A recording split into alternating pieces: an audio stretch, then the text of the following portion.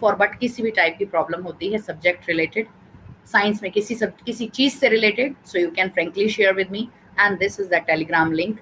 इस पे हम आपसे अक्सर सब्जेक्ट से रिलेटेड चीजें शेयर करते रहते हैं।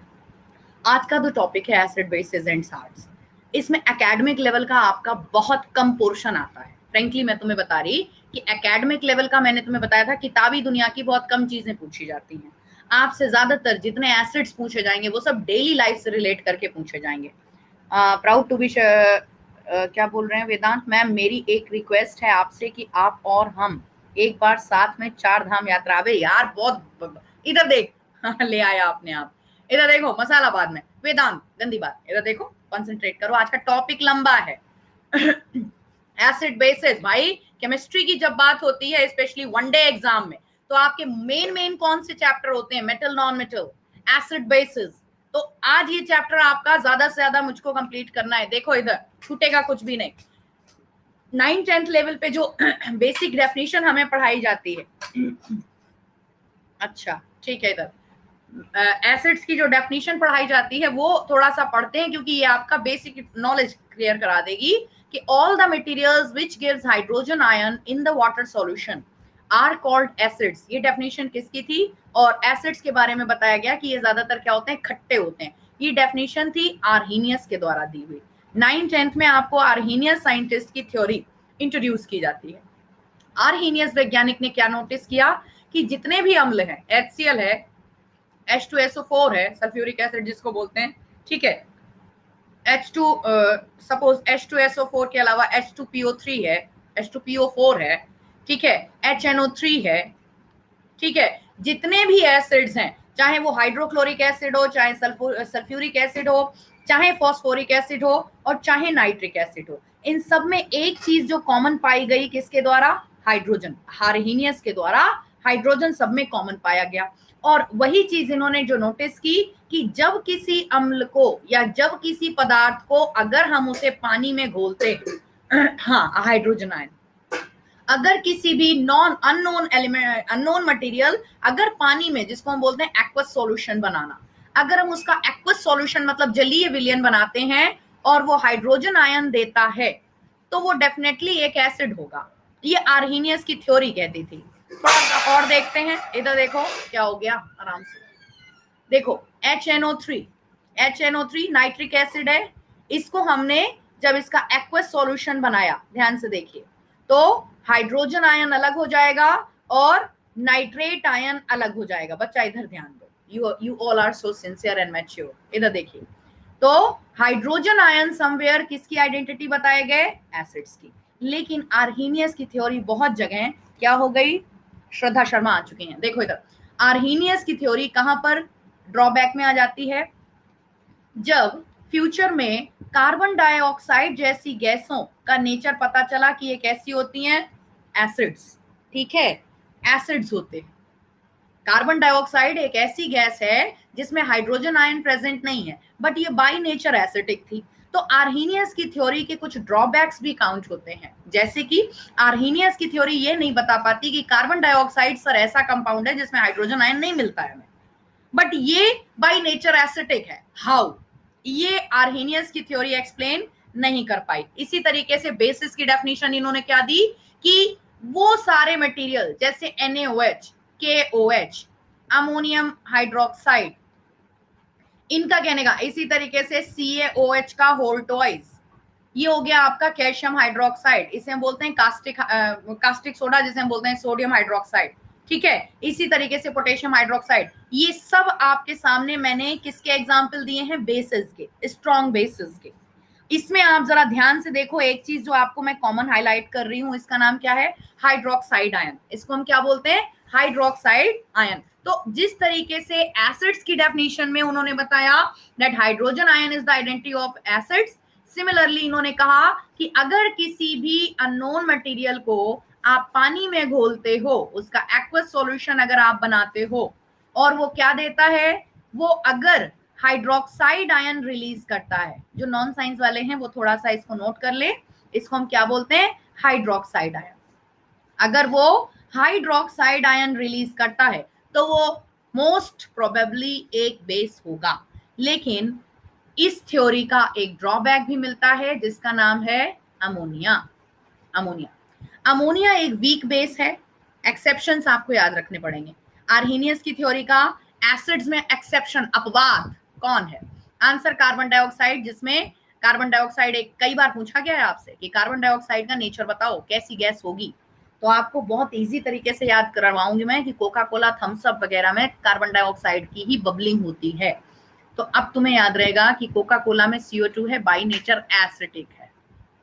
अब याद रहेगा एसिड, ठीक है। और इसी तरीके से अगर तुमसे पूछें कि अमोनिया एक ऐसा, आर्हेनियस की थ्योरी का अपवाद है, एक्सेप्शन है अमोनिया, कि सर अमोनिया में हाइड्रोक्साइड आयन कहाँ है? नहीं है, बट ये वीक बेस है। लेकिन इसका एक्सप्लेनेशन कब मिलता है? इसका एक्सप्लेनेशन बॉन्डिंग में जब हम जाते हैं और एक लोन पेयर ऑफ इलेक्ट्रॉन हमें अमोनिया में मिलता है। जिन्होंने मेरे पिछले सेशन को ज्वाइन किया है केमिकल बॉन्डिंग में, वो मेरी बात बहुत अच्छे से समझ रहे हैं। अमोनिया में एक लोन पेयर ऑफ इलेक्ट्रॉन मैंने तुम्हें समझाया था, जो कि ये शेयर कर लेता है किसके साथ? बोरॉन ट्राइफ्लोराइड के साथ। कभी ये अमोनियम हाइड्रोक्साइड बना लेता है, वो एक इलेक्ट्रॉन इसको दान कर देता है। ओवरऑल कहने का मतलब, अच्छा इनो बता रहे हैं, ठीक है। तो ये थोड़ा सा बेसिक था, आप याद रखेंगे, ठीक है। अब हम बात करते हैं कुछ एसिड्स के बारे में। एसिड्स बचा दो कैटेगरी में होते हैं, स्ट्रॉन्ग एसिड्स और वीक एसिड्स। आपको अगर मैं बेसिक जो आपने पढ़ा होगा, वो आपने पढ़ा होगा पीएच स्केल के बेस पर। पीएच स्केल के बेस पर बताया जाता है कि ये एक ऐसा पैरामीटर होता है जो कि 0 से 14 के बीच एग्जिस्ट करता है, जिसमें मिडिल पॉइंट को 7 काउंट किया जाता है। इधर देखो स्क्रीन पे, ठीक है। और जिनकी वैल्यू 0 से 7 के बीच आती है, ये एसिड्स कहलाते हैं। और जिनकी वैल्यू 7 ऑनवर्ड्स, मतलब 17 से 14 के बीच आती है, जिन पदार्थों की या जिन मटेरियल्स की वैल्यू, उनको हम बेस बोलते हैं, ठीक। लेकिन अभी मैं बोलूंगी तुम इसे भी आधा आधा करो। मतलब इसका मिडिल पॉइंट कितना आया? 3.5, और इसका मिडिल पॉइंट कितना आया? 10.5। अब सुनो, जिनकी वैल्यू 0 से 3.5 के बीच आती है, ये स्ट्रॉन्ग एसिड है। जिनकी वैल्यू 3.5 से 7 के बीच आती है, ये वीक एसिड है। ध्यान से देखो अब तुम। इसी तरीके से जिनकी वैल्यू 7 से 10.5 के बीच आती है, ये आ जाते हैं आपके वीक बेस। समझने का प्रयास करना, जितना वैल्यू हाई जाएगी उतना बेसिसिटी स्ट्रांग होती चली जाएगी। मेरी बात समझ में आ रही है? ठीक है। और जिनकी वैल्यू 10.5 से 14 मतलब 14 के बीच आती है, ये हो जाते हैं आपके स्ट्रॉन्ग बेस। तो अभी मैं थोड़ी देर पहले आपको एग्जांपल दे रही थी बेसिस का। ये जो बेस तुम्हें दिखाई दे रहा है जिसका साबुन में यूज किया जाता है, प्लीज एक्सप्लेन अगेन, अभी बताती हूँ। ये जाना माना इसकी वैल्यू आती है 11.4 टू 11.5 के बीच, एक जाना माना स्ट्रॉन्ग बेस है। मिल्क ऑफ मैग्नीशिया वगैरह जो इनो के रूप में हम खाते हैं, वो अभी हम सब डिस्कस करेंगे आपसे। इनो जो खा रहे हो वो है मिल्क ऑफ मैग्नीशिया, जिसे मैग्नीशियम हाइड्रोक्साइड के नाम से जाना जाता है। ये वो प्रबल क्षार होते हैं, स्ट्रॉन्ग बेस होते हैं, जो आपके पेट की एसिडिटी, एसिड को न्यूट्रलाइज करने के लिए क्या खाते हैं हम? हाँ, ठीक है। तो base use, neutraliser use, acid base neutralise वो किया जाता है, ठीक है। हाँ, बेस। तो इस तरीके से आप समझो कि ये पैरामीटर, इसका अगर तुमसे मैं फुल फॉर्म पूछूं किसका, इसकी फुल फॉर्म बताओ पीएच वैल्यू की। पीएच का मान, इसका फुल फॉर्म क्या होता है? कौन बताएगा? पीएच स्केल की फुल फॉर्म बताओ। हाँ भाई बताओ, कोई है? श्रद्धा शर्मा, अब्दुल, भूल गए? कौन बोला? विप्लव ने प्रयास किया। हाइड्रोजन, अच्छा क्या hydrogen? Potential of hydrogen ion, क्या याद रखोगे? पोटेंशियल ऑफ हाइड्रोजन आयन अगर पूछ लेंगे तो पोटेंशियल ऑफ हाइड्रोजन आयन। इधर देखो, अब तुम मेरी बात ध्यान से सुनोगे। ये वाला जो पैरामीटर मैंने काउंट किया, 0 से 7 के बीच, इधर देखो, इधर इसको बोलते हैं हम पीएच स्केल। और 7 से जो आगे का होता है, इसको हम बोलते हैं पीओएच स्केल। तो कंफ्यूज मत हो ना, कहना हमने तो पीएच स्केल ही पढ़ा था, जब पीओएच क्या होता है। अभी तुम्हें मैं क्या समझा रही थी? आर्हेनियस की थ्योरी में यही तो मैं समझा रही थी कि hydrogen ion is the identity of acids and hydroxide ion is the identity of base. तो इसको हम पोटेंशियल ऑफ हाइड्रोजन आयन और इसको हम potential of hydroxide ion scale बोलते हैं। याद रहेगा?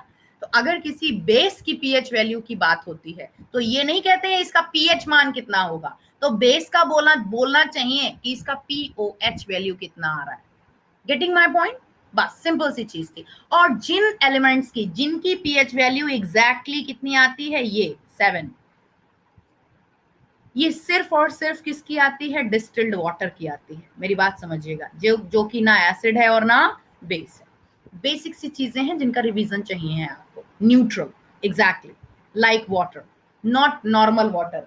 ये पानी जो हम पी रहे हैं ना, इसकी भी पीएच वैल्यू एग्जैक्ट 7 नहीं है, तुम्हें पता है क्यों? क्योंकि ये तुम क्यों भूल जाते हो डियर कि एटमॉस्फेयर में गैसेस हैं, एटमॉस्फेयर में गैसेस हैं, एटमॉस्फेयर में गैसेस हैं। तो पीने वाले पानी जो जो नॉर्मल वाटर है, इसकी भी पीएच वैल्यू आपको 6.7 या 8 मिलेगी, 7 अप्रॉक्स मिलेगी, एसिटिक ही मिलेगी, क्योंकि ये जो गैसें हैं ना एटमॉस्फेयर में आपके आसपास, इनकी प्रकृति अम्लीय है। मेरी बात समझना, कार्बन डाइऑक्साइड आसपास नेचर में जो है, आसपास नाइट्रोजन डाइऑक्साइड और पॉल्यूशन जैसी जो गैसेस हैं, ma'am pH was discovered by, हाँ इनका नाम था, मैं भूल रही हूँ, देखो इस टाइम मैं बता दूंगी, ठीक है। तो अभी मैं आपको क्या समझा रही थी कि पीएच वैल्यू अभी किसने बोला, ये 7.4 अप्रॉक्स, 7.4 फिर बेसिक में चली गई, और जो गंगा जल है उसका 7 पॉइंट समथिंग होगी। अरे वेदांत आजा, गंगा जल की बता रहा, चल इधर देख।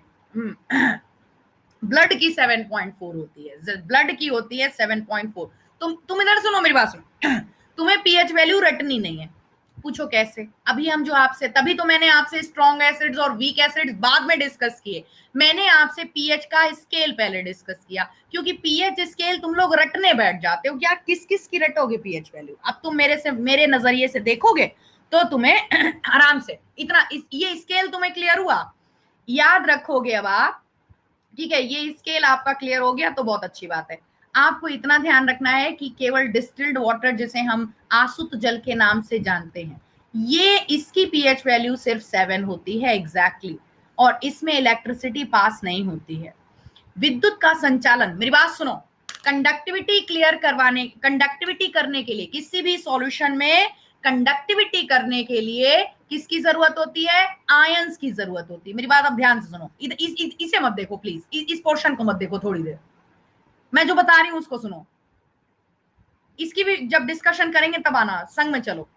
3 किसकी वैल्यू, अगर आपसे पूछा जाए कि इनमें से किस सॉल्यूशन में, चलो मैं आपको ऑप्शन दे रही हूं, देखो आपको मैंने ऑप्शन दिया एग्जाम्पल के तौर पे डिस्टिल्ड वाटर, ठीक है, और इस तरीके से मैंने आपको दे दिया आगे लेमन जूस, फिर मैंने आपको दे दिया सपोज मैंने आपको आंसर दे दिया विनेगर, तीसरा विनेगर दे दिया, और चौथा दे दिया, ये हो गया ए, ये हो गया बी, और ये हो गया सी, और डी ऑप्शन दे दिया बी एंड सी बोथ। तो मेरी बात समझना कि किसी भी सॉल्यूशन में इलेक्ट्रिसिटी पास तभी होती है जब उसमें आयंस हो।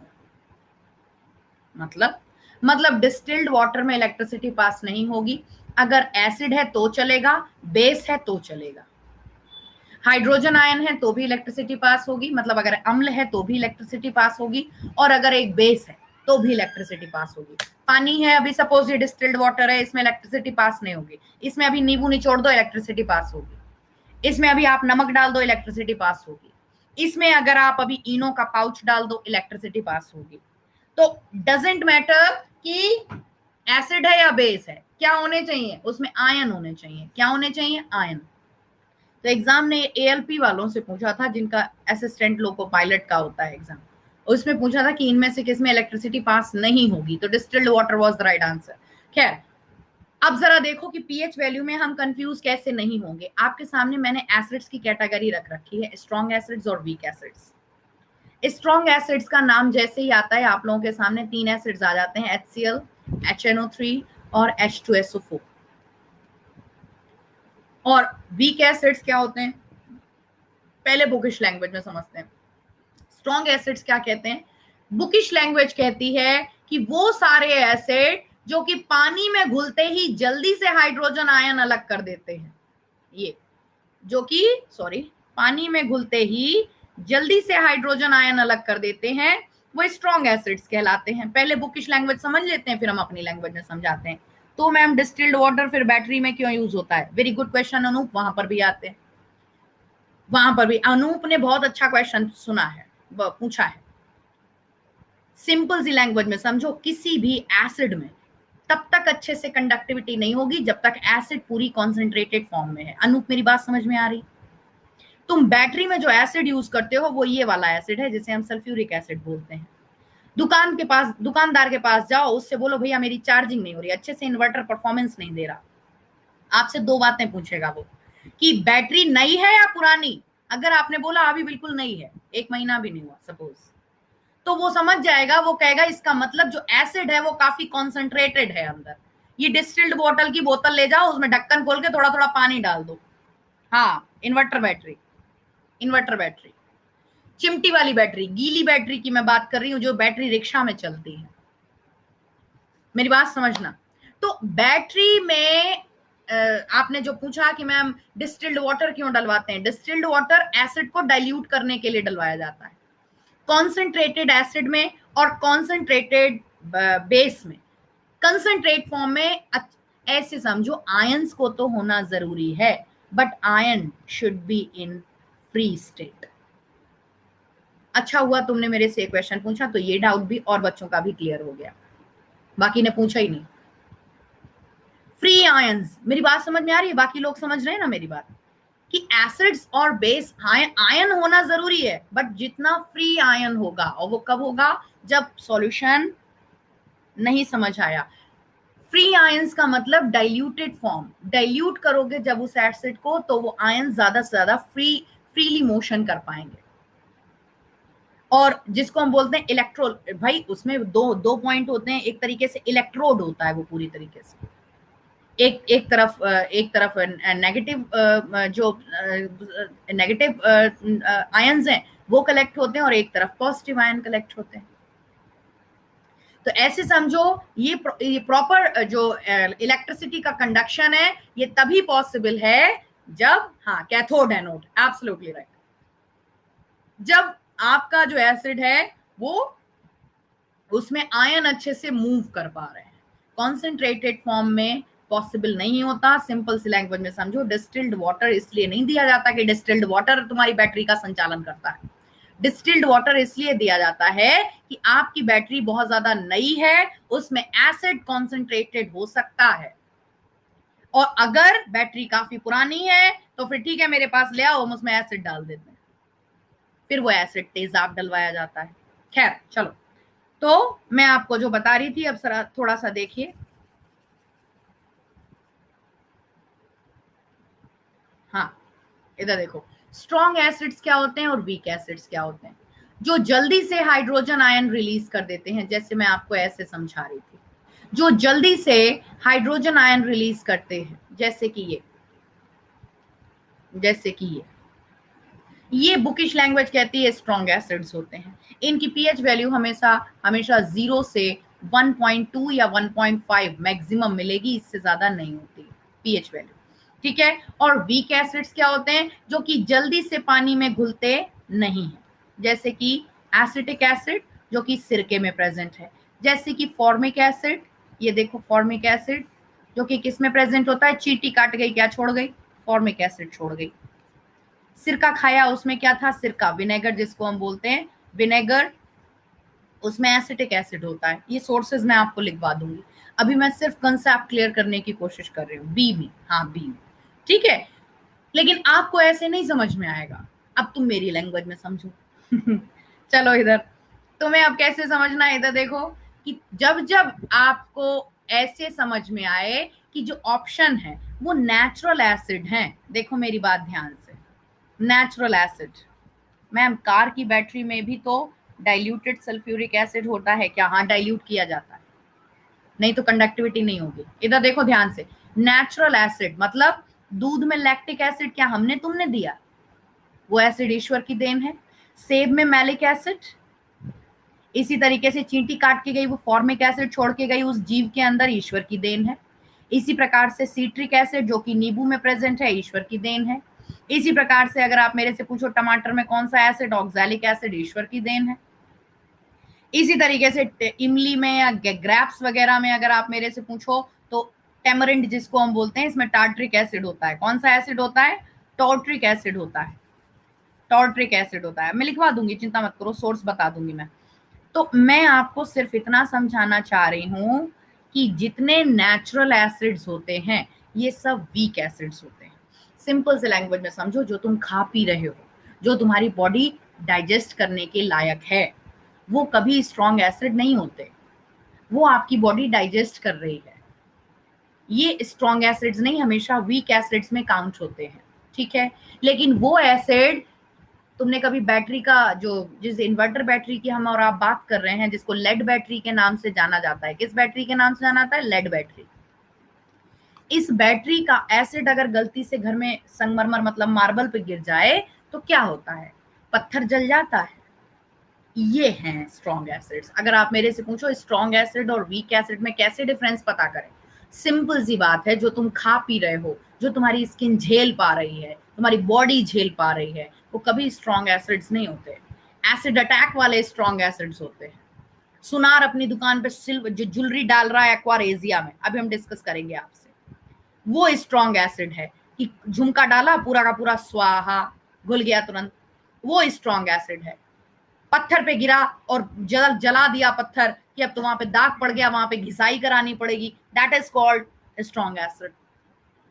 नाइट्रिक एसिड जिसको हम कल परसों में आपसे डिस्कस कर रहे थे, अमोनियम नाइट्रेट, पोटेशियम नाइट्रेट, बारूद, गन पाउडर वगैरह, ये स्ट्रॉन्ग एसिड है। हम आपको ये पढ़ाएंगे।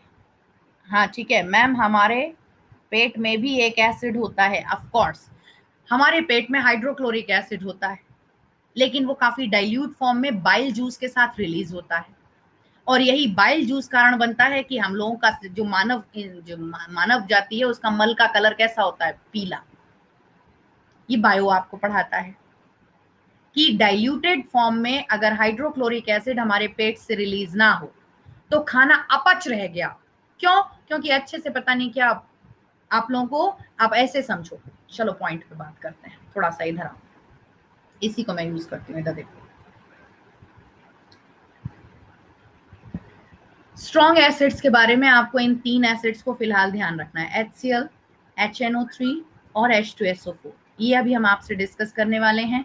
इनकी पीएच वैल्यू आपको हमेशा 0 से 1.5 के बीच मैक्सिमम मिलेगी। ठीक है, इसके अलावा वीक एसिड्स मैंने आपको अभी एक लाइन में बोला कि कौन से एसिड, ज्यादातर नेचुरल एसिड्स हमेशा वीक एसिड होते हैं।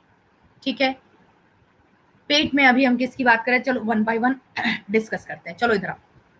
सल्फ्यूरिक एसिड जिसे हम बोल रहे हैं H2SO4, इसके कैसे क्वेश्चन बनेंगे पीडीएफ में देखो। It is also called king of acids, why? Because इंसान की सबसे ज्यादा कमाई ये कराता है। मोस्टली, इधर देखो, mostly used on industrial level, इंसान का सबसे ज्यादा पाला, चाहे आप बैटरी बिजनेस देखो, चमड़ा फैक्ट्री, गत्ता फैक्ट्री, सब जगह क्या यूज होता है? हाँ, सब जगह क्या यूज होता है? सल्फ्यूरिक एसिड, जिसे गंधक के अम्ल, सल्फर को गंधक भी बोलते हैं हिंदी में। ठीक है, it is also called oil of vitriol. आपसे कई बार पूछा गया है ऑयल ऑफ विट्रियोल पीडीएफ कहाँ मिलेगा? डाउनलोड होने का ऑप्शन होता है, बता दूंगी विप्लव। इधर देखो अभी पहले ध्यान से, रिपीटेड क्वेश्चन है। ऑयल ऑफ विट्रियोल किसका नाम है? H2SO4 का नाम है। क्यों? क्यों? तो इसका आंसर ये है कि जितने विट्रियोल्स होते हैं, मैं आपको साल्ट्स में पढ़ाऊंगी, कॉपर सल्फेट, इसी तरीके से आयरन सल्फेट, इसी तरीके से जिंक सल्फेट को, मैडम ये क्या है? ये विट्रियोल है, ये विट्रियोल है। Blue vitriol, green vitriol, white vitriol. Madam vitriol क्या होते हैं? नीला थोथा, हरा थोथा, सफेद थोथा। जैसे फिटकरी होती है व्हाइट, इसी तरीके से क्रिस्टल साल्ट होते हैं। ये नीले रंग का होता है, जो सबसे ऊपर है कॉपर सल्फेट, नीले रंग का होता है। इसे पुताई उताई पेंट्स वगैरह में यूज किया जाता है, पेंट। इसी तरीके से FeSO4, मैं अभी सिर्फ इतना बता रही हूँ इसे विट्रियोल क्यों बोला जाता है, बिकॉज ये जो विट्रियोल साल्ट्स हैं, ये होता है ब्लू, ये होता है ग्रीन और ये होता है white. Blue vitriol, green vitriol, white vitriol. ये जो विट्रियोल साल्ट्स हैं ये सिर्फ किस एसिड में घुलते हैं? सल्फ्यूरिक एसिड में घुलते हैं। इसीलिए इसको ऑयल ऑफ विट्रियोल की संज्ञा या नाम दिया गया है साइंटिस्ट के द्वारा। अगला क्वेश्चन देखिए, it is use to make lead battery. अभी सिंपल सी लैंग्वेज में समझो, गीली वाली बैटरी को, कौन सी बैटरी, गीली वाली बैटरी वही चिमटी वाली, इन्वर्टर वाली, बैटरी रिक्शा वाली, वो लेड बैटरी कहलाती है। It is the main component of acid rain, ये अम्ल वर्षा का मुख्य घटक है, ठीक है। It is the main cause of marble cancer. Marble cancer मतलब इधर देखो, कैल्शियम कार्बोनेट, ये रहा तुम्हारा ताजमहल। ताजमहल मतलब संगमरमर पत्थर, चूना पत्थर, कैल्शियम कार्बोनेट, उसके ऊपर जब एसिड रेन होती है और एसिड रेन में प्रेजेंट होता है H2SO4, ध्यान से देखो रिएक्शन, फिर ये चूना पत्थर बना लेता है कैल्शियम सल्फेट। ये है मार्बल कैंसर की रिएक्शन। कैल्शियम सल्फेट क्या बचा, ये बना लिया इसने कैल्शियम सल्फेट और H2O और CO2। यहाँ जगह नहीं है, मैंने रिएक्शन ऐसे ही छोटी छोटी करके लिख दी।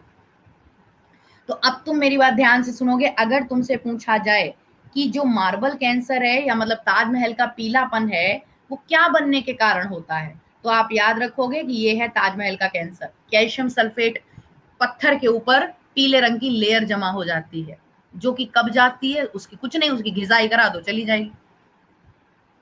HNO3 अभी बताते हैं, सब रखो सब्र, ऐसे भागो मत, बेसब्री नहीं। तो सल्फ्यूरिक एसिड जो होता है ये ऊपर पीली पीली लेयर क्रिएट कर देता है। आपने अपने आंगन का पत्थर कभी नोटिस किया, आपने अभी कभी अपने बालकनी का पत्थर, बाथरूम का पत्थर नोटिस किया, उसका भी पीलापन, उसका एक ही उपाय है, वहां पे घिसाई होती किया। तो ऐसे याद रखो, ठीक है। तो इस तरीके से सल्फ्यूरिक एसिड को आप पहले इतने एंगल से याद रखिए, इससे बाहर नहीं जाना चाहिए। अगर मैं आपसे पूछूं कि इनमें से मार्बल कैंसर का फॉर्मूला क्या है, तो आंसर होगा आपका कैल्शियम सल्फेट, जो पीला पीला ऊपर बन जाता है, किसकी वजह से, चूना पत्थर के ऊपर जब एसिड रेन गिरती है तब। यही कारण है कि आगरा में ताजमहल के आसपास कुछ किलोमीटर के एरिया में कोई भी फैक्ट्री स्टेब्लिश करने के लिए गवर्नमेंट अलाउ नहीं करती। डोनाल्ड ट्रंप आए थे तो उनको ताजमहल तक कैसे ले जाया गया, अरे कार कार कार एक परिसर के मतलब ऐसे समझो कुछ किलोमीटर के दायरे के बाहर ही आई थी। तो वहां आगरावासी बता रहे थे कि जब ट्रंप आए, मेरी बात सुनना, तो अगर आप कभी गए हो तो आपने नोटिस किया होगा, पतली पतली सी गलियां हैं पहले, ताजमहल से पहले, तो वहां पर तो बैटरी रिक्शा ही जा सकता था। दोनों को बैटरी रिक्शा में बिठा के ले जाया गया, मतलब अंदर गली की ओर। तो उनके साथ जो वो आई थी पूरी उनकी, मतलब साथ में जो उनके सिक्योरिटी में जो थे, उन्होंने 3-4 बार उस पूरी की पूरी गली का चप्पा चप्पा छान मारा था, अच्छे से चेकिंग की थी कि ये ऐसा क्यों भाई, जो नियम हमारे देशवासियों के लिए वो तुम्हारे लिए भी, कि उस परिसर में गाड़ियां नहीं जाती हैं, पेट्रोलियम। मेरी बात समझ में आ रही? तो चलो नाइट्रिक एसिड की बात करते हैं। नाइट्रिक एसिड की, जिसको हम HNO3 के नाम से जानते हैं। जब तुम्हें HNO3 की शक्ल दिखाई दे, वहां तुम्हें किसको याद करना है, जल्दी से देखो, इनको याद करना है।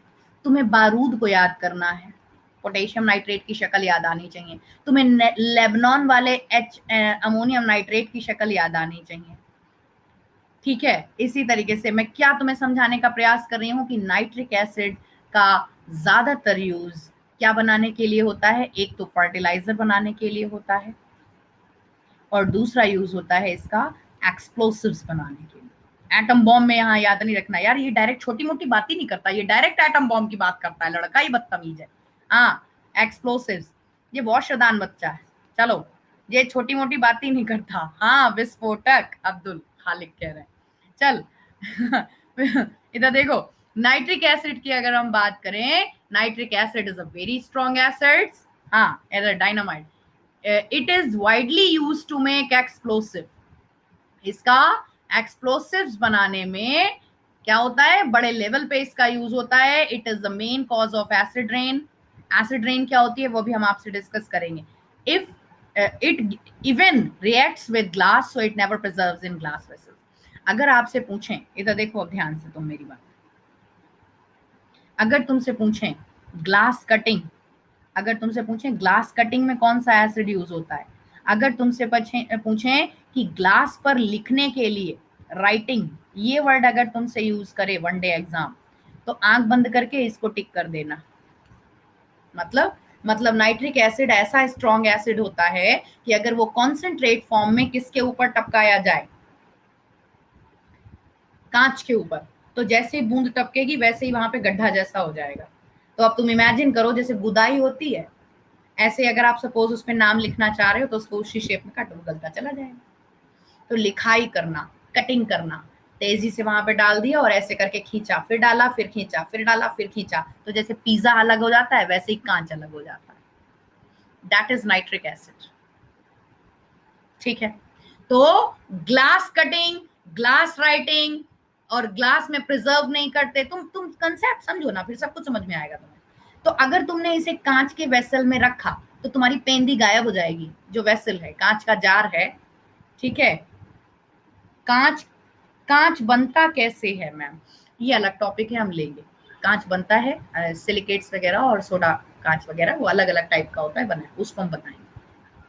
नाइट्रिक एसिड फिलहाल तुम्हारे समझ में आया। मैम बैटरी में लेड के रूप में और भी एसिड यूज होता है क्या मैम? नहीं, लेड बैटरी ज्यादातर, गीली बैटरी सल्फ्यूरिक एसिड पे ही काम करती है। आपको इधर सुनो, अगर तुमसे दो, वन डे एग्जाम ज्यादातर तुमसे दो टाइप की, एक तो मोबाइल बैटरी पूछता है। मोबाइल बैटरी कौन सी बैटरी होती है जल्दी से बताओ? Rechargeable battery. आजकल टॉर्च चली है कि रिचार्ज कर लो। इमरजेंसी लाइट हम लोग घर में पढ़ने के लिए यूज करते हैं, इमरजेंसी लाइट रिचार्ज कर लो। रिचार्जेबल बैटरी कौन सी? वेरी गुड, कौन बोला ये? विजय लक्ष्मी ने बोला। Lithium ion battery. Rechargeable battery कौन सी होती है? लिथियम आयन बैटरी होती है, याद रखोगे, करना पड़ेगा। आ जाओ, हाइड्रोक्लोरिक एसिड की बात करते हैं। हम अभी आपसे बात कर रहे थे, एग्जाम ने एक बार आपसे पूछा कि खाने में नमक, मेरी बात सुनो, उसको ऊपर मत देखो, हमें देखो हम कितने अच्छे लग रहे हो, नीचे देखो क्या लिख रहे हैं हम। एग्जाम ने पूछा कि खाने में ज्यादातर हम जो अपनी डाइट लेते हैं वो हम शुगर की जगह नमक क्यों लेते हैं? तो बहुत से बच्चों का दिमाग इस तरफ गया कि अगर हम दिन भर, मतलब सपोज अगर हमारा डिनर और हमारा लंच स्वीट्स में हो या किसी और टेस्ट में हो, सीठा खाओ, ऐसा क्यों नहीं होता? तो एक तो रीजन ये है कि शुगर का लेवल यार बैलेंस रखना है या नहीं रखना, डायबिटीज हो जाएगी। और दूसरा सबसे बड़ा, लेकिन सही आंसर यहाँ पे क्या था? सही आंसर था कि जब नमक जाता है पेट में तो ये बाइल जूस में HCl को प्रमोट करता है। भोजन में, मतलब पेट की जो, जिसको बोलते हैं स्लाइट एसिटिक नेचर बना रहना भी जरूरी है, डिहाइड्रेशन हो जाएगी। नहीं, वो तो बात तुम्हारी मैं समझ रही हूँ, वो तो तुम्हारी बात मैं समझ गई। लेकिन अभी तुम एक चीज ये समझो कि जो नमक पेट की, कहते नहीं ज्यादा नमक मत खाया करो। क्यों? क्योंकि आपका ये लेवल बैलेंस रहना जरूरी है। बाइल जूस में हाइड्रोक्लोरिक एसिड को प्रमोट करने का काम करता है खाने का, जिसको बोलते हैं टेक्सचर। NaCl पेट में जाता है अगर तो ऐसे समझो, खाने में नमक, नमकीन खाने का स्वाद, ये बाइल जूस में साल्टी नेचर को प्रमोट, सॉरी एसिटिक नेचर को प्रमोट करता है और इसको बैलेंस करता है। तो जरा देखिए, it is mainly helps in food digestion, help भी करता है, लेकिन एक्सेस क्वांटिटी में रिलीज हो जाए तो स्टमक एसिडिटी का कारण बनता है। It is also the main cause of stomach acidity. It is also called muriatic acid. इसे म्यूरिएटिक एसिड्स के नाम से भी जाना जाता है। It is also used in galvanisation of iron body. मतलब अगर तुमने गैल्वेनाइजेशन पढ़ा है कि लोहे के ऊपर जंक ना लगे तो उसको जिंक से उसकी कोटिंग कर दी जाती है, जिंक में डुबोया, डिपिंग प्रोसेस। वेफर है, चॉकलेट में डुबोया और फ्रिज में रख दिया, बन गई किटकैट। उसी तरीके से याद रखो, लोहे की बॉडी को पिघली हुई जिंक मेटल में डुबोया और उसको तुरंत काफी लो टेम्परेचर, 0 से माइनस में ले जाके और ठंडा करा दिया, तो उसके ऊपर, आयरन के ऊपर किसकी कोटिंग हो गई? जिंक की।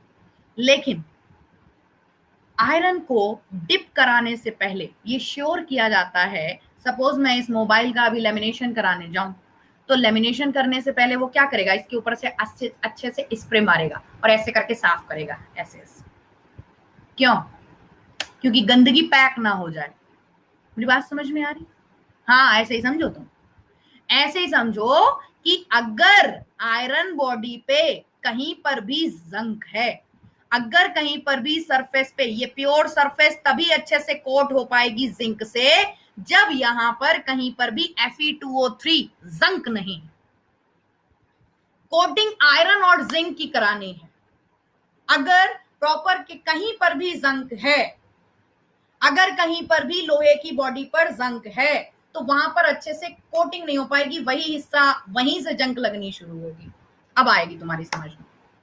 So just to make it sure that there should not be any rust, like car factory में कार्स को डिप कराते हैं, अच्छा ठीक है। तो ऐसे समझो कि आयरन बॉडीज को प्योर आयरन, तो उससे पहले किस अम्ल में डुबो के उस धुलाई की जाती है? Which acid is used to wash the iron bodies before galvanisation? So with the hydrochloric acid, it makes sure that there should not be any rust on the iron body. The iron body should be pure, and after that the zinc will be pure, completely coated. एक पकड़ बनेगी zinc की iron के ऊपर। Galvanisation तुम YouTube पे देखना, चमचमा के जैसे स्टेनलेस, मतलब वो गार्डर वगैरह होते हैं जो लिंटर में पड़ते हैं, वो वैसे लोहे की शक्ल ऐसी होती है, यार यार कितने गंदे। लेकिन जब उसको एसिड से धो के प्रॉपर और फिर उसको जिंक में डिप कराते हैं, तो उसकी शक्ल एकदम चमचमाते स्टेनलेस स्टील की तरह निकल आती है। तुमने जिंक मेटल देखा है कभी? या किताबों में ही पढ़ते रहोगे इन चीजों को, कि टीचरों ने तो नहीं दिखाया, लेकिन अब तो कहीं ना कहीं जिसका नाम है मोबाइल, इसको यूज कर लिया करो। सारी चीजें, मेरी बात समझ में आ रही है? जब एक चीज समझो, जब इन चीजों को लाइव देखोगे तो इंटरेस्ट भी बनेगा। साइंस इतना बोरिंग भी सब्जेक्ट नहीं है। खैर, तो देख लिया करो इन सब चीजों को। बाकी ये मैं तो टाइम टू टाइम ये स्टूडेंट्स को अपने टेलीग्राम पे शेयर करती रहती कि ये देख। उस दिन मैंने लौंग की खेती दिखाई थी बच्चों को, तुम लोगों ने पता नहीं देखी या नहीं देखी। चलो इधर, तो हाइड्रोक्लोरिक एसिड को आप इतने एंगल से याद रखिए, ठीक है। मैम आपने लाइव देख रखा है क्या? लाइव जिंक मेटल मैंने कहाँ देखा था? केमिस्ट्री लैब में इसका तार देखा था। अब तुम लोगों ने भी देखा होगा, कॉपर का चूरा होता है। जब कभी भी लैब में, केमिस्ट्री लैब में मैडम या सर लोग कहते हैं कि टेस्ट ट्यूब में कॉपर का छीलन डालो, तो कॉपर की छीलन, एल्यूमिनियम की छीलन, जिंक की छीलन लैब में आप ये देखते हो। बाकी जिंक ऐसा मेटल है, मैं तुम्हें बता दूं कि कॉपर के संग जो तुम पीतल यूज कर रहे हो, सॉरी जिंक यूज कर रहे हो, उसे डेली लाइफ में पीतल बोलते हैं। अब तुम बोलोगे मैम जिंक का प्योर फॉर्म में क्या यूज होता है? तो जिंक ऑल्टरनेटिवली हर जगह यूज होता है। कॉपर के संग जिंक मिलाते हो तभी पीतल बनता है, जिसकी मूर्तियां बनती हैं। तो शुद्ध अवस्था में तो जिंक का नहीं। अब तुम कहो कि मैम चम्मच और कटोरी देखा हो, ऐसा तो नहीं है, लेकिन हाँ पीतल के रूप में देखा है। और भी धातुएं होती हैं आसपास जिसमें मिश्र धातु के रूप में, एलॉयज के रूप में जिंक प्रेजेंट होता है। Anyways, proceed to the next. Antacid की हम बात कर रहे थे, ध्यान रखिएगा। एंटासिड क्या होते हैं? एसिड के एंटी। मैं इसकी फुल फॉर्म ऐसे तुम्हें सिखाऊंगी, एंटी ऑफ एसिड। अगर एंटी है एसिड का तो वो कौन होगा? एक बेस होगा। क्या होगा? बेस होगा। 3 बेस आप याद रखोगे, कौन कौन से? सबसे पहले तो आप मैग्नीशियम हाइड्रोक्साइड याद रखोगे, ये इनो में ज्यादातर इसको आप यूज करते हो। इसे मिल्क ऑफ मैग्नीशिया के नाम से, एसिड का उल्टा, एग्जैक्टली। तो इधर देखो, इसे मिल्क ऑफ मैग्नीशिया के नाम से आपको याद रखना है। क्यों भाई मैम इसको ऐसा क्यों बोलते हैं? बिकॉज पानी में डालते ही ये दूध जैसा सफेद रंग देता है। इनो डाल के देखो, इनो डाल के नहीं देखा, आई बात समझ में? और ये तुरंत फिर किसकी बबलिंग छोड़ता है? ये तुरंत किसकी? हाइड्रोक्साइड की बबलिंग छोड़ता है। तो इस तरीके से याद रखो, मिल्क ऑफ मैग्नीशिया इसी को बोलते हैं। इसके 2 यूज होते हैं। मिल्क ऑफ मैग्नीशिया इसी को बोलते हैं, झाग आ जाता है, फिर जल्दी पियो जल्दी पियो नहीं तो झाग बैठ जाएगा, फिर उसका कोई यूज नहीं रह गया। इधर देखो, खैर मैं क्या बता रही थी, आप मिल्क ऑफ मैग्नीशिया, इसके 2 यूज हैं, याद रखो। एक तो एंटासिड के तौर पे, और इसके अलावा इसको हम, जो कब्ज की दवा होती है, मेरी बात समझना, जो कब्ज की दवा होती है, ठीक है, हिंदी में जिसको हम बोलते हैं रेचक, ठीक है, उसके रूप में, मतलब ये कॉन्स्टिपेशन की भी एक अच्छी दवा है। सिरप के रूप में भी आप लेते हो, सिरप के रूप में भी लेते हो, ठीक है। तो इस तरीके से, जिसको इधर सुनो, अगर तुमसे पूछें कि मिल्क ऑफ मैग्नीशिया एक क्या है, तो आप ये वर्ड याद रखोगे। मैम लैक्सेटिव का मतलब क्या होता है? लैक्सेटिव वो सारी दवाएं हैं जो कि आपके पूप को पतला करती हैं, जो पूप को पतला करती हैं। सिंपल लैंग्वेज में समझो, हमें कॉन्स्टिपेशन कब होता है? जब पेट में आप पानी पीना भूल जाएं, आपके पेट में ज्यादा हीट क्रिएट हो और पूप आपका टाइट हो जाए, मोशन प्रॉपर तरीके से उसका, मेरी बात समझ में आ रही है? तो पूप, पूप से रिलेटेड अगर आपसे क्वेश्चन बनते हैं, मल की मैं बात कर रही हूं, तो पूप को कहीं ना कहीं लूज करने का काम करता है जो दवाएं करती हैं। मल की मैं बात कर रही हूं, पूप का मतलब मल। तो पूप को लूज करने का काम और अच्छे से मोशन कराने का काम, ज्यादा पी लोगे तो दस्तावर है, फिर ये क्या करेगा, आपको लूज मोशन कराएगा। नहीं समझ में आ रहा? समझ तुम्हारे सब आ रहा। ठीक है, तो एक तरीके से ये समझो कि ये एक लैक्सेटिव भी है। ये अगर एक एंटासिड है तो ये एक तरीके से, दो तरीके से इसको याद रखना है। आप तो डॉक्टर हो मैडम, डॉक्टर नहीं है यार, अपनी बॉडी को समझो। डॉक्टर हर इंसान है, डॉक्टर हर इंसान है बच्चा। बॉडी को जो नहीं, तुम्हें यही तो मैं नहीं समझा पा रही। जो वनडे एग्जाम है वो बहुत अच्छा पोर्शन पूछते हैं आपसे साइंस का, वो आपसे लैब एक्सपेरिमेंट नहीं करा रहे हैं, लैब में ले जाके बहुत अच्छा पोर्शन पूछते हैं। चलो इधर, हाँ, एनिमा यही होता है। हाँ, कौन बोला ये? प्रीति शर्मा ने बोला। एनिमा, एनिमा आपने डॉक्टर्स को यूज करते देखा होगा, पाउच जैसा आता है और मल द्वार के माध्यम से कहीं ना कहीं जिसको कॉन्स्टिपेशन तगड़ा होता है फिर उसके द्वारा यूज होता है। खैर चलो यहाँ पे आओ। तो आपको दो चीजें याद रखनी है, एक तो इसको एंटासिड के तौर पे याद रखोगे आप, जाना माना एंटासिड का रिपीटेड क्वेश्चन, एसएससी इतने सालों से जेई पूछ रहा है, और दूसरा एसएससी जेई वालों से पूछा था कि इनमें से लैक्सेटिव कौन है। तो दोनों तरीके से याद रखोगे, ठीक है। अगला क्वेश्चन देखो एंटासिड का, ये याद रखोगे।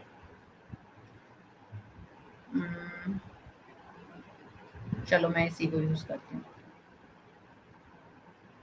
इधर देखो, पहला मैंने कौन सा बताया तुम्हें, मैग्नीशियम हाइड्रोक्साइड, जिसे मैंने अभी आपको बताया कि मिल्क ऑफ मैग्नीशिया के नाम से भी जाना जाता है, मिल्क ऑफ मैग्नीशिया, ठीक है। दूसरा आप याद रखोगे बेकिंग सोडा। किचन में कभी भी अगर पेट में एसिडिटी बन रही हो, घर में इनो ना हो, तो किचन में अगर बेकिंग सोडा रखा है, जिसे हम सोडियम बाइकार्बोनेट के नाम से जानते हैं, ये एक जाना माना बेस है। इसके अलावा अगर आपसे पूछे कि कैल्शियम का कौन सा, ये देखो, इसे हम बोलते हैं स्लेक्ड लाइम। क्या बोलते हैं? बेकिंग सोडा एंड अजवाइन। वो तो प्रॉपर तरीके से मम्मी के घरेलू नुस्खे बताने, देवेश देश भाड़िया। वेरी गुड, बहुत सही, बस बस, हाँ यही तो हम चाहते थे कि डेली लाइफ ऐसे ही सीखो। हाँ यार, इतनी तो पकड़ होनी चाहिए। इधर देख, slaked lime, slaked lime, good, I am proud of you. बस मेरा तो काम कुछ नहीं है। टीचर क्या कराता है, डॉक्टर का काम क्या है? केवल यही काम होता है कि तुम्हें तुम्हारी बॉडी से ही इंट्रोड्यूस कराओ, अपनी डेली लाइफ से ही समझाओ। सबसे बढ़िया चीज है, क्योंकि यही तो पार्ट है एग्जाम का। मैम क्या कह रहे हैं?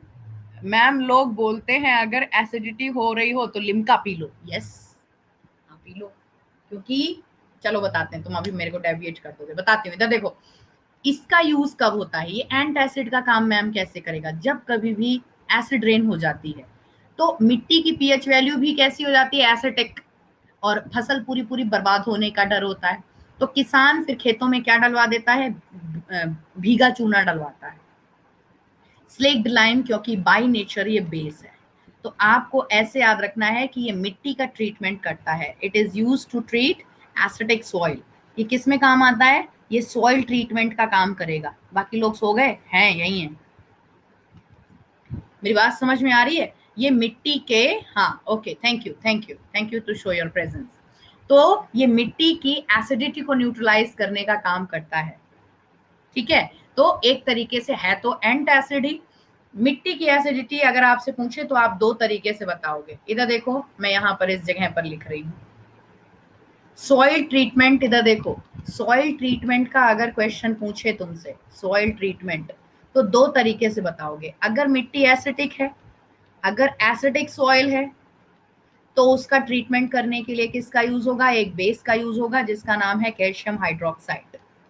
ठीक है, अभी मैंने बताया आपको पीछे।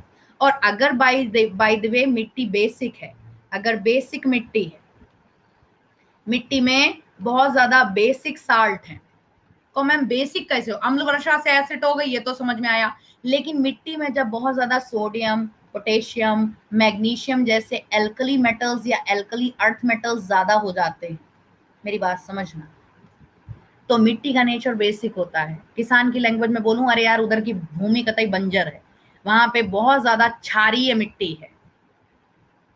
तो वहां पर अगर किसी मिट्टी में बहुत ज्यादा, इनको आप एल्कली मेटल्स और एल्कली अर्थ मेटल्स बोलते हो, तो इनका नेचर ही ऐसा होता है कि जब ये मिट्टी में एक्सेस क्वांटिटी में साल्ट्स प्रेजेंट होते हैं तो ये उस मिट्टी का नेचर बेसिक कर देते हैं।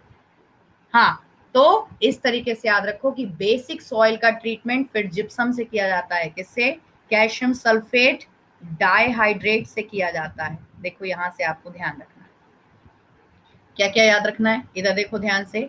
एसिड सॉइल का ट्रीटमेंट ये याद रखना है, और बेसिक सॉइल का ट्रीटमेंट आपको ये याद रखना है, याद रहेगा।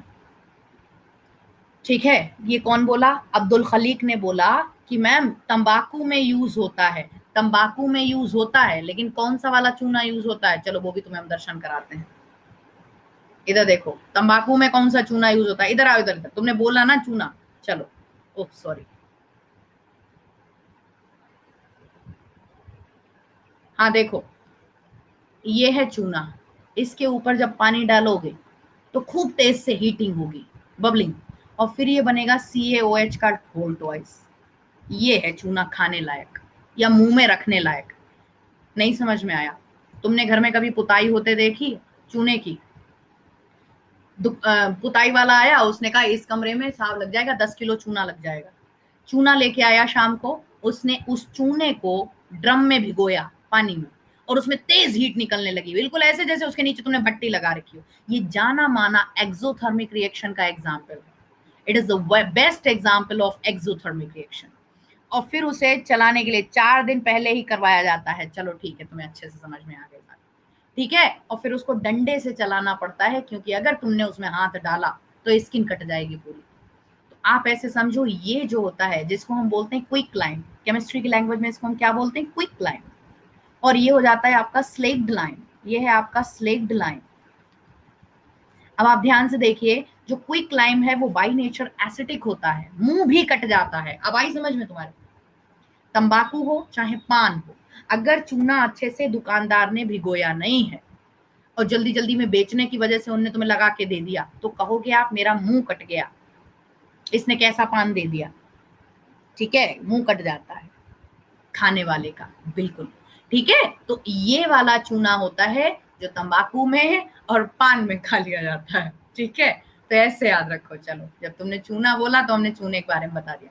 बोरिक एसिड, इधर आओ वापस। बोरिक एसिड को आप याद रखोगे, एंटीसेप्टिक एसिड कौन सा है, boric acid, use to make talcum powder, घमौरी नाशक पाउडर बनाने के लिए किसका यूज होता है, बोरिक एसिड का यूज होता है। स्किन डिजीज अक्सर जो हो जाती हैं उसमें कैरम बोर्ड में भी हाँ यूज होता है। स्किन डिजीज में वेरी गुड, आई ड्रॉप, तो आई ड्रॉप में भी यूज होता है। सॉफ्ट एसिड के नाम से इसे जाना जाता है, क्योंकि जब जब स्किन डिजीज होती है तो डॉक्टर जब आपको पाउडर लिखते हैं तो उसमें ज्यादातर ये चीज प्रेजेंट होती है, याद रखना। पुराना क्वेश्चन बोरिक एसिड का। अगला क्वेश्चन देखो, सोडा वाटर, सोडा वाटर नहीं, तुम याद रखोगे पेप्सी, ठीक है, तुम याद रखोगे Coca Cola, not Frooti, not Maaza, ठीक है। प्रिजर्व ऑफ ग्रेन्स, कौन प्रिजर्व करता है ग्रेन्स को, बताओ क्या बोल रहे हो आकाश, थोड़ा सा एक्सप्लेन करके बोलो। हाँ, सोडा वाटर की हम बात कर रहे थे, it is the main component of, हाँ, it is the main component of fizzy drinks. Fizzy drinks का मेन कंपोनेंट है सोडा वाटर, जिसकी डिस्कवरी की थी जोसेफ प्रीस्टले ने। और अगर तुमसे पूछे कि इसमें से जब हम गैस इस तरीके से बॉटल को शेक करते हैं पेप्सी की, तो ऊपर कौन सी गैस निकल पड़ती है, तो आंसर होगा CO2। आपने इनो जल्दी से पानी में डाला और जैसे ही उसकी बबलिंग हुई, भैया जल्दी पियो जल्दी पियो, क्यों भाई जल्दी पियो, बिकॉज उसका सारा काम तो गैस करेगी। कौन सी गैस निकली, CO2 निकली। अभी थोड़ी देर पहले कोई पूछ रहा था आप में से कि मैम जब एसिडिटी को शेक करते हैं पेप्सी की, तो ऊपर कौन सी गैस निकल पड़ती है? तो आंसर होगा CO2। आपने इनो जल्दी से पानी में डाला और जैसे ही उसकी बबलिंग हुई, भैया जल्दी पियो जल्दी पियो। क्यों भाई जल्दी पियो? बिकॉज उसका सारा काम तो गैस करेगी। कौन सी गैस निकली? CO2 निकली। अभी थोड़ी देर पहले कोई पूछ रहा था आप में से कि मैम जब एसिडिटी होती है तो लिम्का पीने के लिए क्यों बोलते हैं? ये गैस ही कहीं ना कहीं। कोका कोला में इस बार घर लेके आना तो थोड़ा सा नमक डाल के देखना। जब कभी भी एसिडिटी हो, मेरी बात ध्यान से सुनो, एसिडिटी हो उसी कोका कोला में जरा सा नमक डालो और पी जाओ। The best solution for the acidity. ये वही काम करना शुरू कर देता है, बिल्कुल बेस की तरह। जो काम आपका क्या करता है फिर वो बेकिंग सोडा करता है। मैम लिम्का का बता रहे थे आप ये कि एक एसिड, हाँ आई मेरी बात समझ में? फाउंटेन बन जाए, हाँ फाउंटेन बन जाएगा। बबलिंग ऊपर तुरंत उठ के आ जाती है कार्बन डाइऑक्साइड गैस। चलो, तो सोडा वाटर को आप इतने एंगल से याद रखेंगे। सोडा वाटर में गैस कौन सी? CO2। एसिड कौन सा? मैंने यहां पर लिखवाया नहीं है, आई एम सॉरी। याद रखना, कोका कोला का खट्टा स्वाद किस एसिड की वजह से होता है?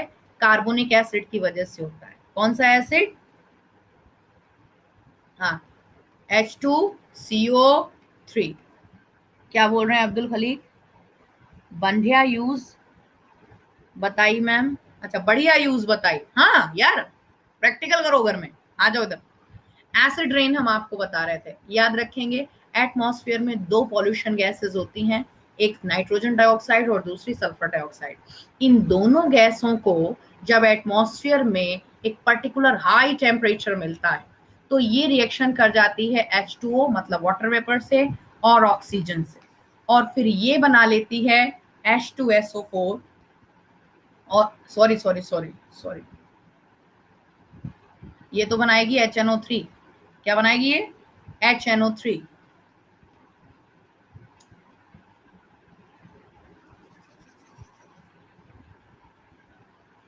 हाँ, ये बना लेगी HNO3 और ये बनाएगी H2SO4। अब यहां ध्यान से देखो, इधर देखो। अगर तुमसे पूछे इनमें से कौन सी गैस अम्ल वर्षा का मेन कारण है, which of the following gas which is responsible for acid rain, तो आंसर होगा आपका रेन भी होने लगी। अच्छा तो इधर देखो, तुम लोगों को क्यों मना करा जाता है घर में पेरेंट्स के द्वारा कि ये बारिश की सॉरी मतलब रेनी सीजन की पहली बारिश है, इसमें मत नहाओ। ऐसा सुना है तुमने या नहीं सुना? या तुम्हारे यहाँ मना ही नहीं करा किसी ने? हाँ, ठीक है। रेनी सीजन की पहली बारिश में नहीं नहाना या भीगना नहीं चाहिए। वो आपकी स्किन के लिए, आईज के लिए, हेयर फॉल होने लग जाता है कभी कभी। यही कारण होता है कि दो बारिश आराम से हो जाए बढ़िया से, स्किन प्रॉब्लम हो जाती है। बिकॉज एटमॉस्फेयर में ये जो गैसेस हैं ये आ जाती हैं पहले नंबर में। तो इधर देखो, नाइट्रोजन डाइऑक्साइड और सल्फर डाइऑक्साइड ये बनाते हैं HNO3 और H2SO4। Now these are the acids which is responsible for acid rain. ठीक है, acids cause of acid rain. लेकिन कुछ बच्चे होते हैं जो कि निकल पड़ते हैं। हाँ, हमें लगता तू ही गया था, चला जा आर्टिफिशियल रेन और क्लाउड सीडिंग, ये क्या होता है? अभी मैंने तुम्हें एक्सक्लॉडिंग में, अच्छा, हेयर फॉल क्या एसिड की वजह से होता है? अब डिपेंड करता है स्कैल्प। अब I am not a doctor, I am not dermatologist, so I can not explain. भाई ये मेरे संग होता है तो मैंने तुम्हें बता दिया। बारिश में किसी किसी के स्कैल्प नहीं झेल पाती है ना? चलो वेरी गुड। कौन बोला? अनूप ने बताया सिल्वर आयोडाइड।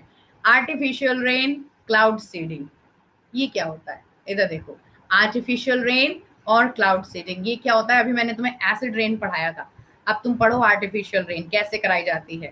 सिल्वर आयोडाइड,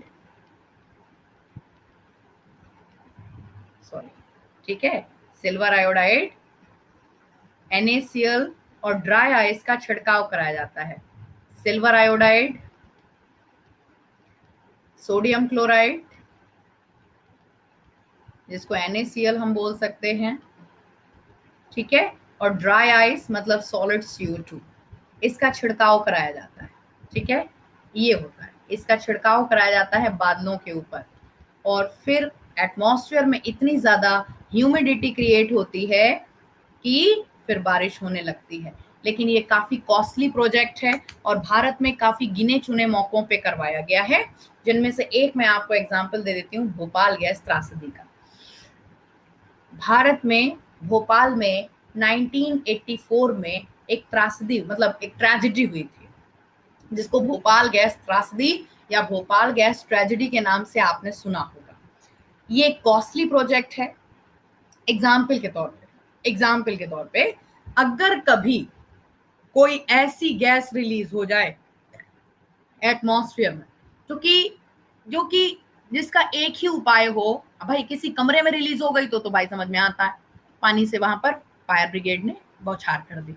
लेकिन जब किसी एरिया में, जैसे भोपाल गैस त्रासदी में मिथाइल आइसोसाइनेट निकल पड़ी थी, उसमें उसने करीबन 20 से 25 किलोमीटर के एरिया को दबोचा था। मरने वालों की संख्या दिन प्रतिदिन बढ़ती चली जा रही थी। सरकार के पास दो ही उपाय थे कि या तो नेचुरल रेन हो जाए, नहीं तो कराओ। तो ऐसी स्थिति में फिर वहां पे करानी पड़ी थी। मरने वालों की संख्या गिनो मत, हजारों में लोग मरे थे। PH value of rain water, very good question. ये किसने पूछा? पवन कुमार ने पूछा। PH value of rain water 5 to 5.5, याद रखना। अगर मैं भूल गई बताना, अच्छा हुआ तुमने मेरे से पूछ लिया। अम्ल वर्षा के जल का मान 6, तो 6 अगर ऑप्शन में 5 या 5.5 के आसपास का ना हो तो तुम 6 टिक कर सकते हो, लेकिन एसिड रेन तो एग्जैक्टली इसी वैल्यू में मानी जाती है, ठीक है। तो मैं क्या आपको बता रही थी कि जैसे दिल्ली में हालात हो जाते हैं हर बार दिवाली के बाद पटाखों की वजह से, आप देखते नहीं हो न्यूज चैनल कितना दिखाते रहते हैं कि पराली है या पटाखे हैं, पराली है या पटाखे। दिल्ली गवर्नमेंट कहती है कि यार ये लगे हुए जो राज्य हैं, हरियाणा और यूपी के जो जिले हैं, यहाँ पर किसान ने पराली जलाई। लेकिन ऐसी स्थिति में दिल्ली में एक ही ऑप्शन रह जाता है कि अगर बारिश हो जाए तो प्रॉब्लम सॉल्व।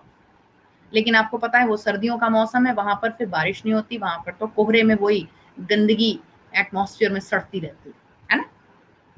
तो ओवरऑल एक कॉस्टली प्रोजेक्ट है, जिसको उससे एयरक्राफ्ट की हेल्प से छिड़काव कराया जाता है, ठीक है। फर्टिलाइजर्स में आपको जाने माने फर्टिलाइजर्स याद रखने हैं, जिसमें आपको याद रखना है सबसे पहले कि मिट्टी में 3 तत्व होना बहुत जरूरी है। कौन कौन से? Nitrogen, phosphorus and potassium. इसको याद रखो, फुल फॉर्म एनपीके। अगर मिट्टी में पूछे कि कौन से 3 फर्टिलाइजर्स होने जरूरी हैं, तो कौन कौन से? Nitrogen, phosphorus and potassium. ये मिट्टी में 3 एलिमेंट होना जरूरी है। एग्जाम मैम कैसे पूछेगा? एग्जाम आपसे पूछेगा इनमें से कौन सा ट्रायो, ऐसे देगा आपको, एनपीएस, एनपीके, एनपी, ऐसे 3 ट्रायो दे दिए, 4 ऑप्शन दे दिए, और पूछेगा इनमें से कौन मिट्टी के लिए प्राइमरी फर्टिलाइजर है। तो मिट्टी में प्राथमिक उर्वरक कौन है? तो मिट्टी में प्राथमिक उर्वरक के तौर पर मिट्टी की जान, मिट्टी की सांस, मिट्टी का एग्जिस्टेंस, मिट्टी की fertility, everything depends upon nitrogen, phosphorus and potassium, specially nitrogen. Nitrogen की ही वजह से फिर हम सबसे ज्यादा किसको पढ़ते हैं? जल्दी से नाम बताओ। मिट्टी का भगवान चलो ठीक है, यूरिया। यूरिया जिसको हम बोलते हैं NH2CO NH2। अगर आपसे एग्जाम पूछे कि मिट्टी को सबसे ज्यादा नाइट्रोजन, लगभग 45%, 42 to 45%, 42 से 45% तक मिट्टी को नाइट्रोजन देने वाला उर्वरक कौन सा है? तो याद रखोगे यूरिया। अभी जो लेबनान में हम अमोनियम नाइट्रेट पढ़ रहे थे, मैंने आपको कल के सेशन में भी बताया था, फिर से बता दूं, अमोनियम नाइट्रेट विस्फोटक नहीं है। अमोनियम नाइट्रेट नॉर्मल सिचुएशन में एक सिर्फ फर्टिलाइजर है। भारत भी इसका उत्पादन, भारत एक कृषि प्रधान देश है, भारत में ज्यादातर इसका जो प्रोडक्शन होता है और इसको इंपोर्ट किया जाता है 90% किस पर्पज से? फर्टिलाइजर पर्पज, ठीक है। तो यूरिया है, अमोनियम नाइट्रेट हैं, ये जाने माने नाइट्रोजन प्रोवाइड करने वाले फर्टिलाइजर्स हैं मिट्टी को। इसके अलावा फर्टिलाइजर से याद आया मैम, बताइए ना प्लीज। इसका अमोनियम नाइट्रेट का मैं आपको बताऊं, अमोनियम नाइट्रेट का दो कारणवश भारत में इसका दो काम होते हैं। अमोनियम नाइट्रेट नेचर में नहीं खोदा और निकला। अमोनियम नाइट्रेट दो तरीके से आप याद रखो। चलो मैं इधर बता देती हूँ आपको। अमोनियम नाइट्रेट ऐसे बनता है, अमोनिया प्लस, मैंने आपको बताया था कि अमोनिया गैस जब नाइट्रिक एसिड के साथ रिएक्ट कराई जाती है तो बनता है अमोनियम नाइट्रेट। तो क्या बनता है? अमोनियम नाइट्रेट बनता है। और मैंने आपको बताया था कि भारत में तीन जगह आप याद रखोगे। कौन कौन सी बताई थी? आज बताएंगे वेदांत, आज अब्दुल खलीक बताएंगे, अनूप बताएंगे कि कौन कौन से तीन मैंने बताए थे कि कौन कौन से तीन बंदरगाह हैं जहां पर सबसे ज्यादा अमोनियम नाइट्रेट बाहर से क्या किया जाता है? इंपोर्ट किया जाता है। एक मिनट रुको, मैं लैपटॉप का चार्जर लगा लूं। हाँ बताओ भाई, बताओ। हाँ हाँ, चेन्नई और बताओ, सबसे बड़ा वाला बताओ। वेरी गुड, अनूप ने बताया विशाखापट्टनम। वो जी लेबनान कौन बता रहा? आफ्ताब अहमद ने बनाया लेबनान। अरे मैं इंडिया में पूछ रही। इधर देखो, इधर देखो, विशाखापट्टनम सबसे ज्यादा। अगर 2019 तक के रिकॉर्ड आप मेरे से पूछो तो रिकॉर्ड्स मैंने बताए थे कि आप अब तक कम से कम 400 मीट्रिक सॉरी 400 मीट्रिक टन कहा, करीबन 40,000 मीट्रिक टन की क्वांटिटी में हर ईयर विशाखापट्टनम पे इंपोर्ट होके आता है। विशाखापट्टनम, चेन्नई और केरला। और मैंने आपको बताया था कि जब लेबनान में त्रासदी हुई तो लेबनान के बाद भारत में चेन्नई में बिल्कुल उसी तरीके से करीबन 700 मीट्रिक टन वैसे ही डिकम्पोज होता हुआ पाया गया। लेबनान में जो अमोनियम नाइट्रेट रखा था, ये जो रखा था, ये इसलिए खतरनाक बना। हाँ 27 ये कितनी क्वांटिटी में था? 27.5 मीट्रिक टन, 2750 मीट्रिक टन। और ऐसी सिचुएशन कि जिसमें अमोनियम नाइट्रेट क्यों फटा? अमोनियम नाइट्रेट को हमेशा, जिसमें से 37 क्या कंटेनर साउथ से रिया से आए थे 2015 में। अच्छा, कौन बता रहा है? ये श्रद्धा शर्मा कह रहे हैं जिसमें से 37 कंटेनर कार्गोस की बात कर रही हो। मेरी बात समझो, 10 बातों की एक बात, अमोनियम नाइट्रेट नॉर्मल सिचुएशन में नहीं फटता। अमोनियम नाइट्रेट जब डिकम्पोज होता है, जब इस पे प्रेशर जनरेट होता है, जब ये एटमॉस्फेयर के ऑक्सीजन और मॉइस्चर में ज्यादा से ज्यादा कॉन्टैक्ट में आता है, दो चीजें इसको एक्सप्लोसिव बनाती हैं। एक तो ऑक्सीजन, सिंपल सी लैंग्वेज में समझो, अमोनियम नाइट्रेट का दो तरीके से यूज है। एक तो एक्सप्लोसिव के तौर पे। एक्सप्लोसिव क्या करना पड़ता है? एक्सप्लोसिव मतलब माइनिंग के दौरान, मैंने आपको बताया है कि जब खनन का कार्य चलता है, माइनिंग वर्क चलता है, तो ऑक्सीमेथेन, ऑक्सी एसिटिलीन, ऐसे ही oxy ammonium nitrate. Ammonium nitrate is not explosive in the absence of oxygen. There is the requirement of oxygen and moisture. Without oxygen and moisture, ammonium nitrate is just a fertilizer.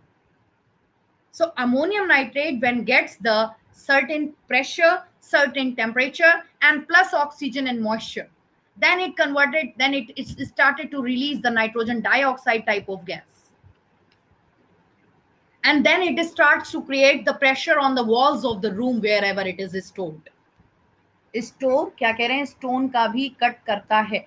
wherever जो काम आप dynamite से ले रहे हो, जो आप काम ऑक्सीमेथेन से ले रहे हो, ऑक्सी एसिटिलीन से ले रहे हो, विस्फोट कराने के लिए, पहाड़ों में रास्ता करने के लिए, माइनिंग का काम करने के लिए, तो उस तरीके से एक्सप्लोसिव का काम करता है अमोनियम नाइट्रेट। अमोनियम नाइट्रेट साधारण, ऐसे तो यार जो बीज भंडार होते हैं पेस्टिसाइड्स वगैरह वालों की दुकानें, वहां पर ये बोरियों में रखा रहता है, तब नहीं फट जाता।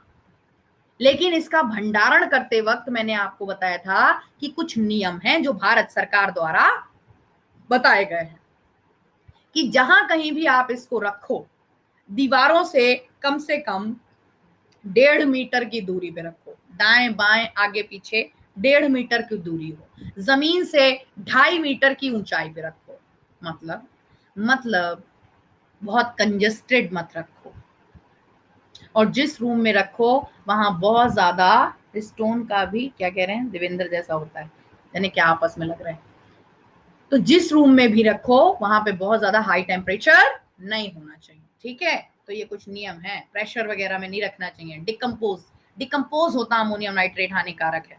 तो मैं फर्टिलाइजर आपको बता रही थी, ये आपके सिर्फ फर्टिलाइजर हैं अगर मेरी लैंग्वेज में सुनो, ठीक है। और इसके अलावा आपको क्या याद रखना है, ध्यान से देखेंगे अब आप, अगर तुमसे पूछें, नोट करके मैं यहाँ लिखवा दे रही हूँ कि जो केंचुआ होता है जिसको हम क्या बोलते हैं, जल्दी से बताओ, अर्थवॉर्म के नाम से जानते हैं जिसको केंचुआ, ये किसान मित्र कहलाता है, क्योंकि केंचुए का जो मल होता है वो जानी मानी खाद होती है, जिसको हम वर्मी कंपोस्ट के नाम से जानते हैं। मेरी बात समझना,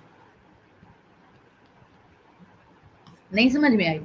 तुम लोगों ने कभी बारिश के दिनों में जो क्यारियां होती हैं, क्यारियां लाइक पौधों की क्यारियां, मिट्टी, उसमें तुमने कभी कभी तुमने मिट्टी के नूडल्स बने हुए नहीं देखे? चलो मैं तुम्हें तुम्हारी लैंग्वेज में समझाती हूँ। तुमने मिट्टी के गुच्छे पड़े हुए नहीं देखे फूल की क्यारियों में? और ये मतलब जहां पर मिट्टी, कच्ची मिट्टी जहां पे ज्यादा होती है, वहां पर तुमने मिट्टी के गुच्छे पड़े देखे होंगे जो तालाब में होता है। तो जो केंचुआ होता है सूड़ी जैसा होता है, खिसक खिसक के चलता है। ये दोनों बायो की लैंग्वेज में अगर मैं बात करूं, गांव में बहुत देखा है। बस इसी को हम क्या बोलते हैं, ये खाद वर्मी कंपोस्ट कहलाती है, और ये बहुत महंगी बिकती है। ये मिट्टी की फर्टिलिटी के लिए जानी जाती है, इसी वजह से केंचुए का पालन किया जाता है। और फिर वो केंचुआ पालन क्या कहलाता है, केंचुआ पालन कहलाता है, चलो मैं यहीं पे लिख देती हूँ, केंचुआ पालन को वर्मी कल्चर के नाम से जाना जाता है। कौन सा कल्चर? Vermi culture. केंचुआ पालन वर्मी कल्चर कहलाता है। रेशम के कीड़े का पालन सेरीकल्चर कहलाता है। मधुमक्खी पालन एपीकल्चर, जो शहद के लिए जब हम करते हैं मधुमक्खी पालन, तो वो एपीकल्चर कहलाता है। तो ये कल्चर कभी कभी आपसे पूछ ले जाते हैं। तो मिट्टी किसान मित्र के नाम से केंचुए को इसीलिए जाना जाता है कि मिट्टी सबसे ज्यादा फर्टाइल करता है। और क्या करता है, गहरे गहरे बिल बनाता है, नीचे तक गहरे गहरे बिल बनाएगा और फिर नीचे की मिट्टी को ऊपर लेके आएगा। तो जुताई का काम भी करता है, नीचे की मिट्टी को ऊपर लेके आएगा, नीचे की मिट्टी को ऊपर लेके आएगा। समझ में आ रही मेरी बात? वेजिटेबल का पालन तो एग्रीकल्चर, हाँ ठीक है, आई बात समझ में? बायो की लैंग्वेज में अगर तुमसे पूछें कि केंचुआ कौन से जेंडर में आता है, तो तुम बताओ भाई किस जेंडर में आता है? केंचुआ जो है अर्थवॉर्म, वो फीमेल है मेल है बोथ है? जी, किसने दिया आंसर? आफ्ताब ने दिया। जी, ये बाइसेक्सुअल है, इसमें प्रजनन का काम एक ही जीव करता है।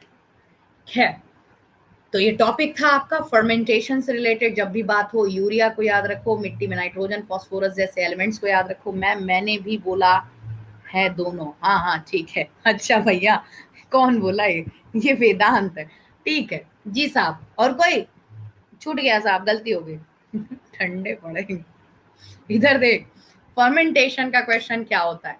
हाँ हाँ यार सच्ची यार, ये सबसे, मैंने इसे सबसे ज्यादा सर चढ़ा रखा है, ये उल्टा मेरी क्लास लेता है। हाँ, ये सबसे ज्यादा सर चढ़ा रखा है, और जिस दिन ये मेरे हाथों पल्ले पड़ा, उस दिन इसकी पक्का पिटाई होगी मेरे हाथों। चल इधर, सबसे ज्यादा बिगड़ा हुआ बच्चा है ये मेरे क्लास का। आ जाओ इधर। फर्मेंटेशन क्या होता है? किसी चीज का बैक्टीरिया के प्रेजेंस में, what is the fermentation? That chemical reaction which takes place in the presence of bacteria are called fermentation. नहीं समझ में आया? अरे यार सिंपल सी लैंग्वेज में, दही, बिल्कुल बिल्कुल सही समझे। सिंपल सी लैंग्वेज में समझो कि गन्ने के रस को अगर हम दिनों दिन छत पे रख देते हैं, तो वो रखे रखे धूप में क्या बन जाता है? सिरका बन जाता है। वो रिएक्शंस जो बैक्टीरिया की प्रेजेंस में होती हैं, जैसे दूध में बैक्टीरियल रिएक्शन, लैक्टोबैसिलस बैक्टीरिया, उसने रिएक्शन की, वो बन गया दही।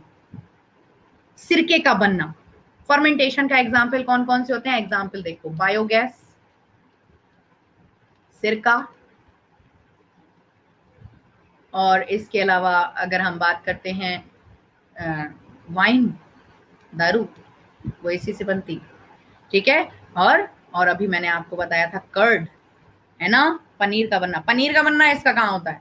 पनीर इससे थोड़ी ना, पनीर में ये नहीं होता है। पर पनीर में आप इतना समझो, आपने बैक्टीरियल रिएक्शन नहीं कराई है, पनीर में आपने जो इमर्शन था उसका सेपरेशन कर दिया है, वो अलग चीज हो गई, वो खट्टापन नहीं होता है। तो बायोगैस का बनना, विनेगर का बनना, वाइन का बनना, कर्ड का बनना, ये ज्यादातर किस में काउंट होते हैं आपके? ये सब आपके फर्मेंटेशन में काउंट होते हैं, किण्वन जिसको हम बोलते हैं। ठीक है, सिंपल सी लैंग्वेज में समझो मेरी आज, कि केमिस्ट्री की लैंग्वेज में कोई भी चीज सड़ती नहीं है। केमिस्ट्री क्या कहता है? जिसको हम बोलते हैं सब्जी सड़ गई, दाल सड़ गई, आटा सड़ गया, केमिस्ट्री कहती है कि जब किसी खाने पीने वाली चीज में जो स्मॉल लिविंग ऑर्गेनिज्म होते हैं, जिनको हम बैक्टीरियाज बोलते हैं, वो जब आपस में कहीं ना कहीं रिएक्शन करते हैं, तो कहीं ना कहीं क्या हो जाता है, उसमें केमिकल रिएक्शन जो शुरू हो जाती है, तो उसका टेस्ट खराब कर देती है, जो फूड पॉइजन का कारण बन सकता है हमारे लिए। अगर आप मेरे को बोलते हो कि कोई चीज सड़ती है, तो आज से मानना शुरू कर दो, जो तुम दही खाते हो वो सड़ा हुआ दूध है, जो आप सिरका खाते हो वो सड़ा हुआ, हाँ क्या कह रहे हैं, डेंट पढ़कर दिमाग सड़ा लिया था। अच्छा ठीक है, तो सिंपल सी चीजें हैं, स्मूथली करेंगे, आराम से करेंगे, चिंता मत करो। जो कुछ भी मैं क्या करती हूँ, जो डाउट सेशन में बीच में रखती हूँ आपका, किसी भी लेक्चर में दो दो पॉइंट, जो एक एक पॉइंट कभी मान लो मेरे नॉलेज में रह गए या छूट गए, वो हम उधर करा देते हैं। ठीक है, तो आज इतना ही रखते हैं, बहुत सारी चीजें फिर साथ में डिस्कस करेंगे, तो आप सब खा जाओगे, भूल जाओगे।